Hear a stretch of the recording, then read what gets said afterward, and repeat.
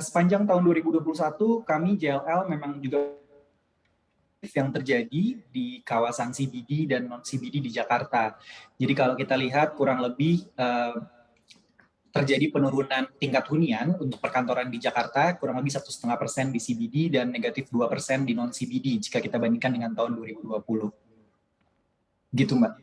Oke, kemudian dengan menurunnya tingkat keterisian perkantoran ini, kira-kira dampaknya seperti apa sih kepada harga sewa atau mungkin harga jual juga gitu untuk ruang-ruang perkantoran?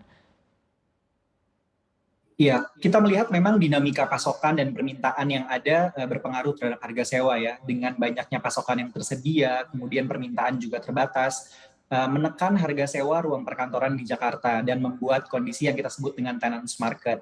Kita lihat memang harga sewa untuk di kawasan CBD sendiri sudah turun sebanyak 8% dari tahun 2020. Tetapi kalau kita lihat dari awal ketika banyaknya pasokan yang masuk itu sudah turun sekitar 40%. Sedangkan untuk di kawasan non CBD juga kita melihat hal serupa karena adanya pasokan baru yang masuk pasar. Sedangkan untuk harga jual di pasar primer kita melihat juga masih cenderung stagnan karena permintaan juga terbatas. Oke, kemudian dari para pengusaha properti sendiri, kalau JLL sendiri melihatnya seperti apa sih untuk daya tahan mereka begitu di tengah kondisi saat ini, kemudian juga di tengah harga yang terpaksa harus terdiskon begitu. Nah, seperti apa Mas Yunus? Baik, jadi yang kami lihat memang yang paling efektif adalah adanya kesepahaman antara pemilik gedung dan penyewa ya. Jadi saat ini memang pemilik gedung akan lebih kreatif dalam menarik penyewa untuk masuk ke gedung mereka. Mereka memberikan insentif-insentif dan fleksibilitas dalam hal sewa, tentunya bagi para pemilik gedung yang memiliki tingkat hunian yang relatif lebih rendah dibandingkan yang lain. Jadi kami melihat memang para pemilik gedung juga berusaha untuk memberikan harga yang kompetitif di tengah terbatasnya dari permintaan yang ada saat ini. Oke, kemudian di tengah kondisi saat ini apakah memang ada faktor over supply begitu untuk kawasan perkantoran juga Mas Yunus? Betul.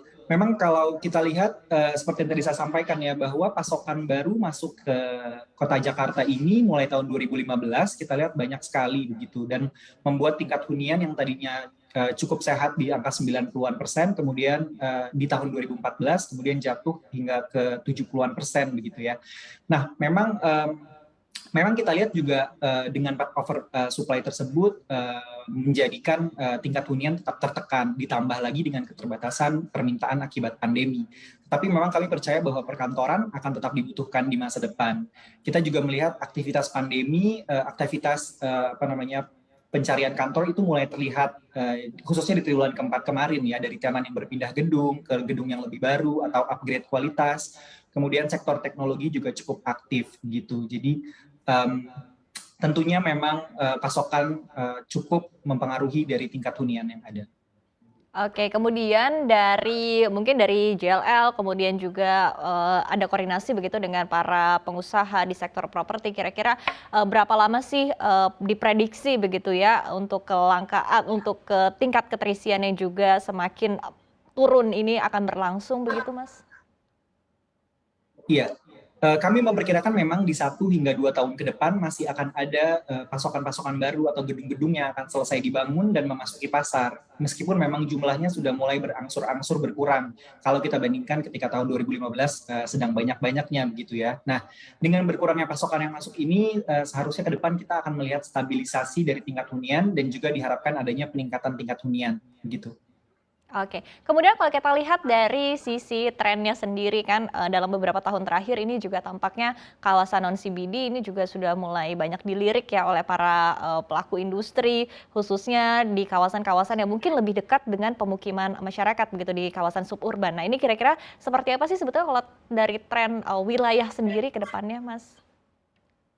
Ya, baik. Memang kita lihat saat ini masih terpusat ya Mbak untuk di kawasan CBD begitu. Jadi banyak perusahaan yang memang ingin beberapa perusahaan untuk tetap berada di CBD begitu. Mengingat juga harga sewa yang ditawarkan cukup kompetitif. Tetapi memang betul bahwa adanya kedekatan dengan pusat residensial begitu ya menjadi salah satu faktor yang dipertimbangkan ketika pandemi untuk dapat mendekatkan tempat kerja karena saat ini tren yang berkembang juga kan hybrid work atau bekerja bisa dari mana saja, tidak harus dari kantor begitu. Jadi kita lihat memang ada juga beberapa perusahaan yang memang memungkinkan untuk tidak bekerja dari kantor, dapat bekerja untuk dekat dari tempat hunian mereka. Oke, kemudian, masih terkait dengan tren begitu ya, selain dari segi wilayah, kalau Anda sendiri melihatnya, saat ini tren untuk perkantoran sendiri lebih menjurus ke yang seperti apa sih? Gedung seperti apa yang menjadi preferensi untuk, masyarakat untuk memilih kawasan kerjanya begitu, Mas?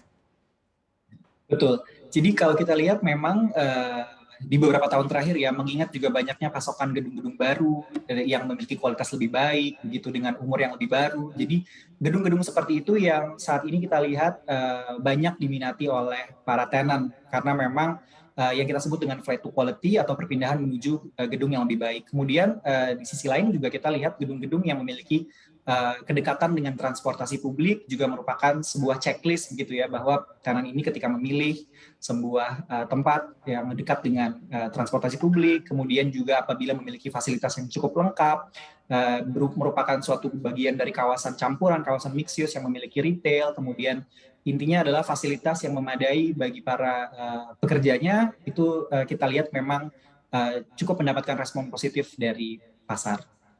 Oke. Kemudian untuk proyeksi pertumbuhan untuk sektor properti, khususnya untuk kawasan perkantoran di sepanjang tahun 2022 ini seperti apa sih? Dan mungkin evaluasinya Baik. di pertumbuhan tahun lalu, Mas?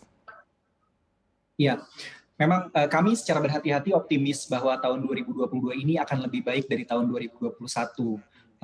Akan tetapi memang kita lihat permintaan di sektor perkantoran ini kami harapkan mengalami perbaikan, meskipun memang seperti yang tadi saya sampaikan bahwa di tahun 2022 pun kita masih akan melihat banyak pasokan yang akan masuk pasar, begitu, yang tentunya akan menekan tingkat hunian dan meningkatkan kompetisi begitu. Dan kita lihat yang terjadi di 2021 banyak perusahaan yang meminimalisasi biaya mereka sehingga mereka juga mendelay atau menahan untuk melakukan ekspansi. Kemudian mereka juga memikirkan ulang strategi real estate mereka, apakah mereka membutuhkan seberapa besar ruangan bagi mereka saat ini. Tapi kita lihat semoga untuk di tahun 2022 ini para perusahaan sudah mulai berangsur untuk melakukan atau mengeksekusi strategi real estate mereka seperti yang kita lihat juga di triwulan keempat kemarin gitu ya,